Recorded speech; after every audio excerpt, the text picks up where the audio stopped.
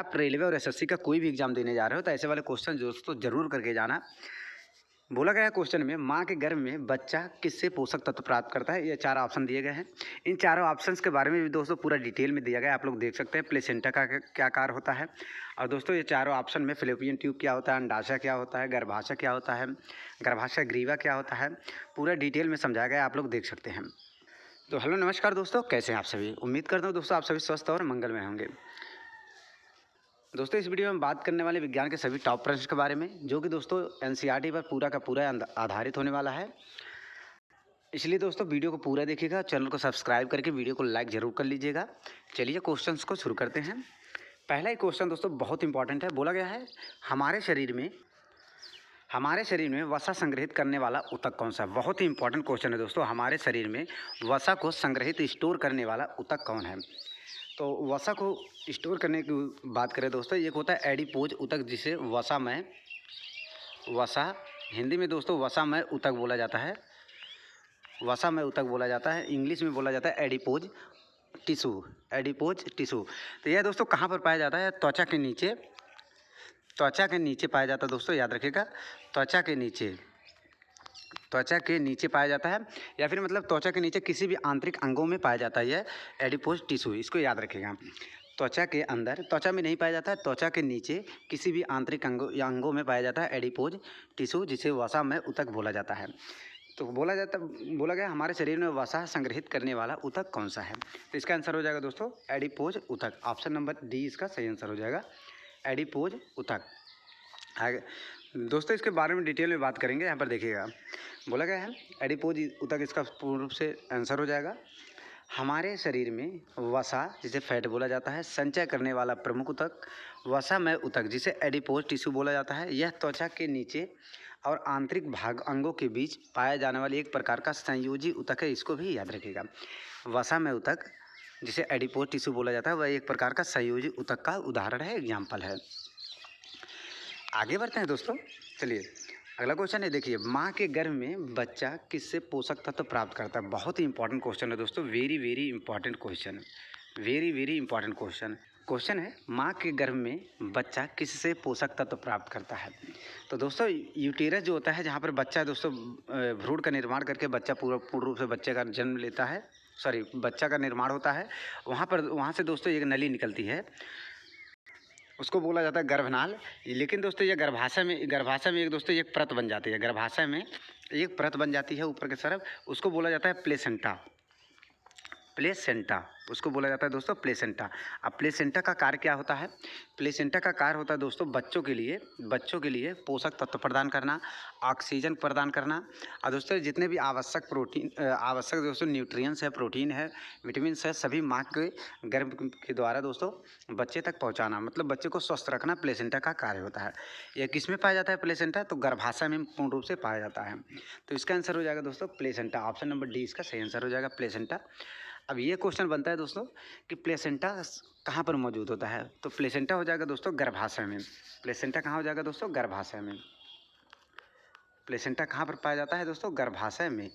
Placenta गर्भाशय में मौजूद होता है, इसको भी याद रखिएगा।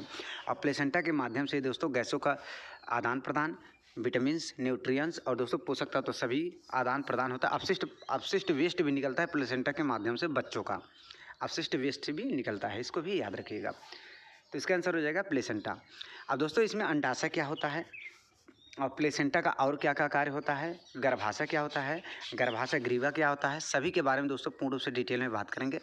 यहाँ पर नीचे देखिएगा, पहले दोस्तों देखिए प्लेसेंटा का कार्य क्या होता है।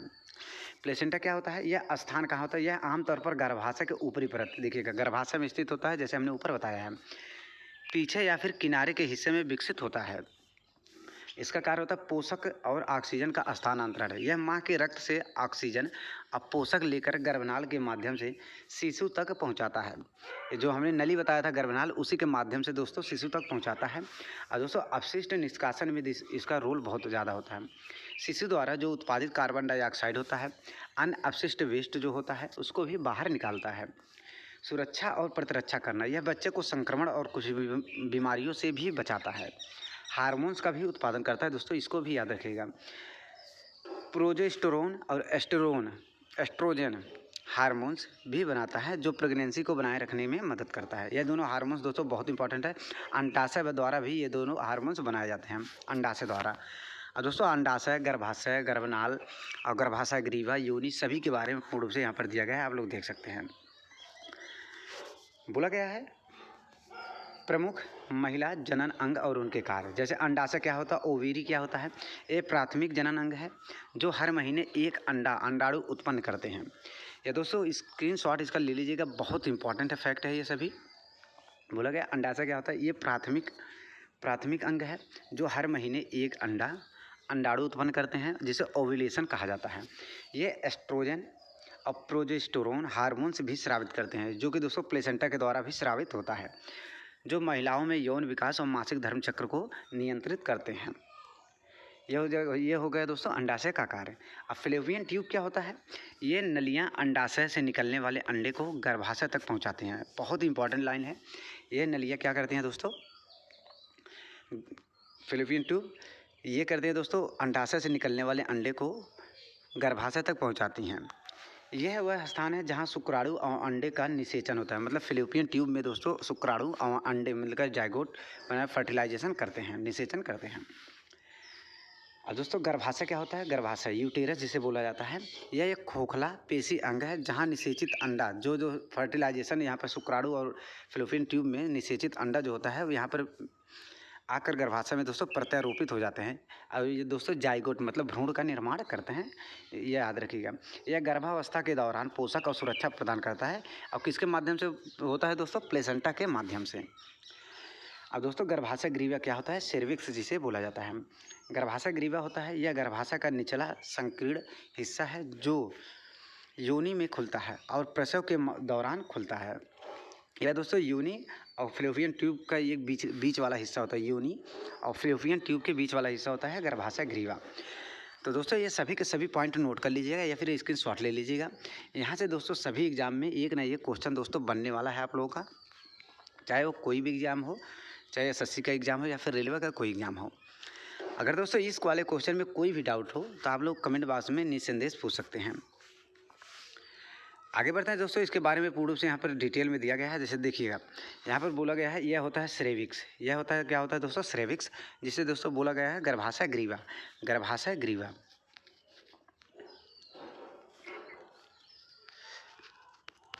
जिसको बोला जाता है दोस्तों गर्भाशय ग्रीवा, गर्भाशय ग्रीवा इसको बोला जाता है। यह होता है दोस्तों आवेरी, आवेरी को क्या बोला जाता है, अंडाशय, इसको अंडाशय बोला जाता है। और यह होता है फैलोपियन ट्यूब लिखा हुआ है। यह होता है दोस्तों यूटेरस, यूटेरस होता है जिसे बोला जाता है गर्भाशय। यूटेरस में ही दोस्तों बच्चे का निर्माण होता है, भ्रूण का निर्माण होता है यूटेरस में ही।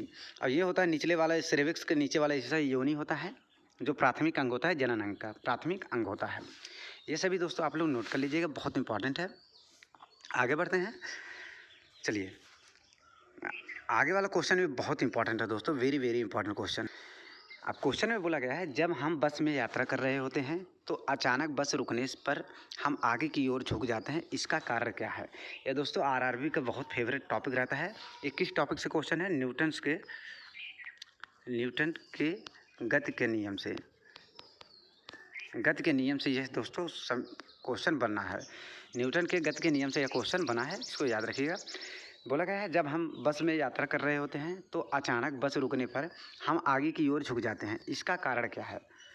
तो इसका कारण हो जाएगा दोस्तों जड़त्व का नियम। अब जड़त्व का नियम दोस्तों Newton's first law, Newton's first law, गति का प्रथम समीकरण, प्रथम नियम, गति का प्रथम नियम होता है दोस्तों जड़त्व का नियम, जिसे गैलीलियो ने दिया था जड़त्व का नियम। अब प्रथम नियम न्यूटन का ये हो जाएगा दोस्तों हमारे शरीर का जड़त्व, ऑप्शन नंबर सी इसका सही आंसर हो जाएगा।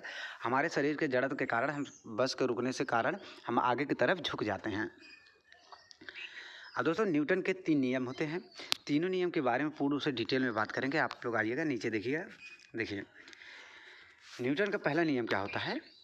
बोला गया न्यूटन का पहला नियम होता है, यदि कोई वस्तु रुकी हुई है तो रुकेगी, चल रही है तो एक समान गति से चलेगी, जब तक कि उसे पर कोई बाहर से कोई मतलब एक्स्ट्रा फोर्स लगाकर उसको रोका न जाए या फिर उसको धक्का मत न दिया जाए, तब तक वह विरामावस्था में रहेगी। उदाहरण के लिए चलती बस में अचानक ब्रेक लगाने पर यात्री आगे की ओर झुक जाता है।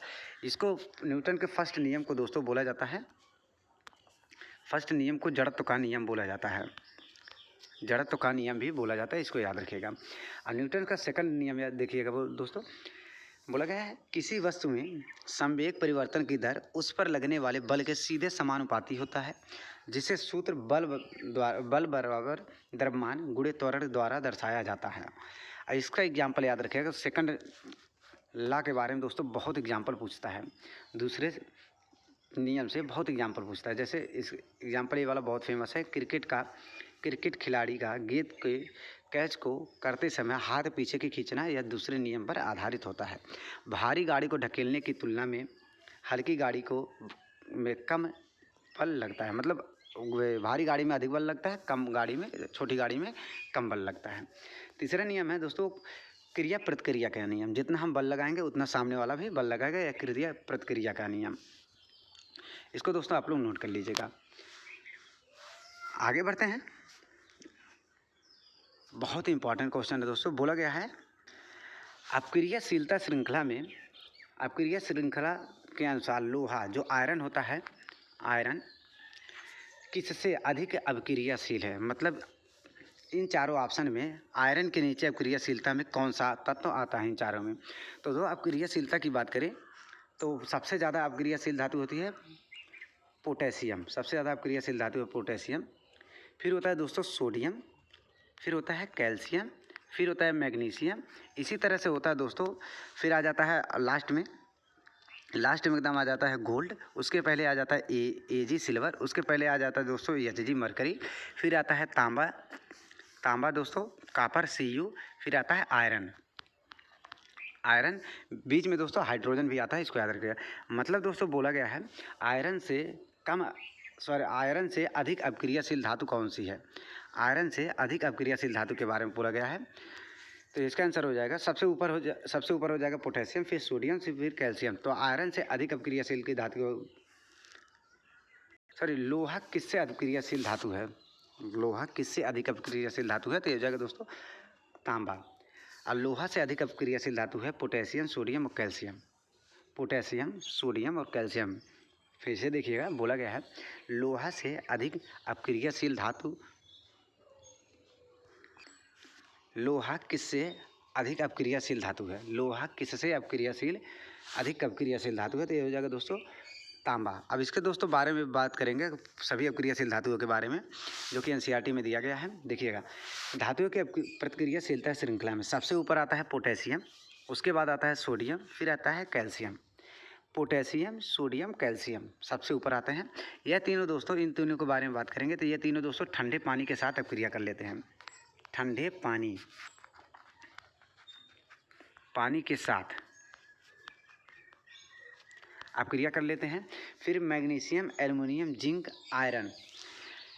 अब दोस्तों आयरन के बारे में बोला गया था कि यह किससे अधिक अपक्रियाशील धातु है। तो यहाँ पर कॉपर दिया है, कॉपर आयरन से कम है, कॉपर से दोस्तों अधिक अपक्रियाशील धातु है आयरन। और सबसे कम अपक्रियाशील धातु होती है दोस्तों सिल्वर और सोना, सिल्वर और गोल्ड। यह प्रकृति में मुक्त अवस्था में पाई जाती है, किसी से अपक्रियाशील नहीं करती हैं, ईजिली। सबसे कम अपक्रियाशील धातु है सिल्वर और सोना। इस दोस्तों श्रृंखला को आप लोग नोट कर लीजिएगा, बहुत इंपॉर्टेंट है, सभी एग्जाम में क्वेश्चन यहाँ से बनता है। आगे बात करते हैं।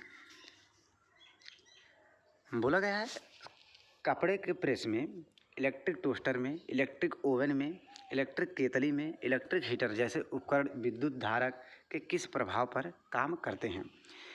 जैसे कपड़ा करने वाला प्रेस हो गया, इस्त्री आयरन हो गया, इलेक्ट्रिक टोस्टर हो गया, इलेक्ट्रिक ओवन हो गया, इलेक्ट्रिक केतली हो गया, इलेक्ट्रिक हीटर हो गया। इन सभी में दोस्तों यह कौन से क्रिया पर आधारित होते हैं। तो ये हो जाएगा दोस्तों उष्मीय प्रभाव, ऑप्शन नंबर डी आंसर सही हो जाएगा दोस्तों, उष्मीय प्रभाव पर। और दोस्तों याद रखिएगा कपड़े प्रेस करने वाले में जो हीटर का जो तार होता है, या फिर हीटर ही पकड़ लीजिए, जो तार होता है हीटर का तार किसका बना होता है। तो ये हो जाएगा दोस्तों नाइक्रोम का। हीटर का तार किसका बना होता है, नाइक्रोम का। और दोस्तों एक और याद रखिएगा बल्ब का फिलामेंट किसका बना होता है। तो टंगस्टन का। बल्ब का फिलामेंट किसका बना होता है? टंगस्टन का। टंगस्टन का रासायनिक चिन्ह क्या होता है? टंगस्टन का रासायनिक चिन्ह होता है W। और इसका दोस्तों मेल्टिंग पॉइंट क्या होता है? टंगस्टन का मेल्टिंग पॉइंट क्या होता है?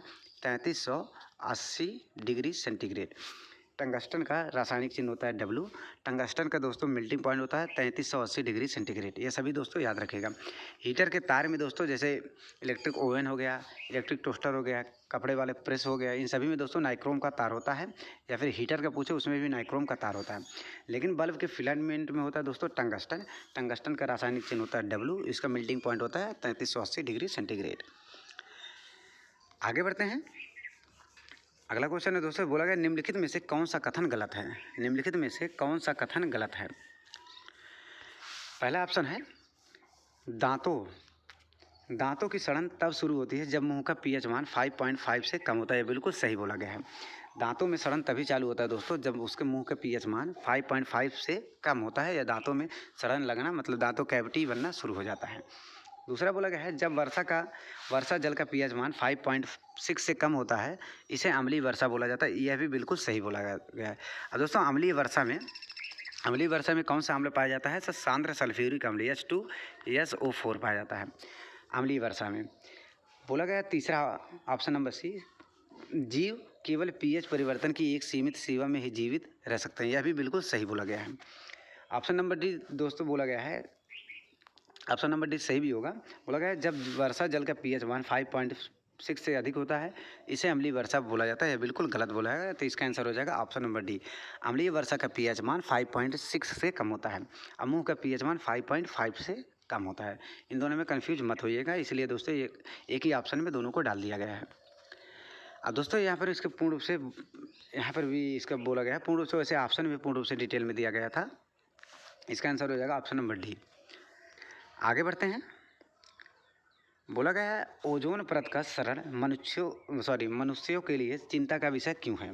ओजोन परत का क्षरण मतलब ओजोन लेयर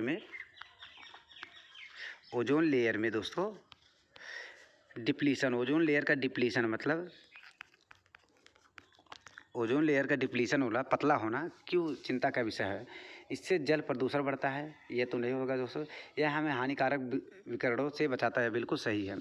अगर दोस्तों ओजोन लेयर में छेद हो जाएगा तो हानिकारक सन से आने वाली यूवी रेज पृथ्वी पर पहुंच जाएगा, जिससे दोस्तों मनुष्यों में स्किन कैंसर होने का बहुत खतरा बढ़ जाता है। लगभग सभी के सभी मनुष्यों में स्किन कैंसर देखने को मिल जाएगा। इसलिए दोस्तों यूवी रेज को बहुत ही हानिकारक रेज माना जाता है। अब इसको दोस्तों पृथ्वी पर आने से रोकता कौन है? तो ये हो जाएगा दोस्तों ओजोन परत दोस्तों पृथ्वी पर आने से इसको रोकता है।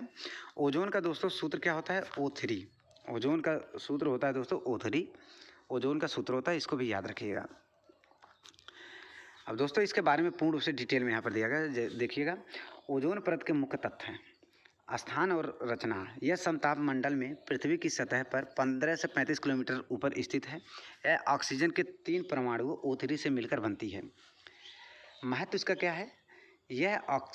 यह ओजोन परत जिसे पृथ्वी की सनस्क्रीन कहा जाता है, हानिकारक UVB मतलब यू के मतलब होता है अल्ट्रावायलेट किरण को से आने को रोकती है।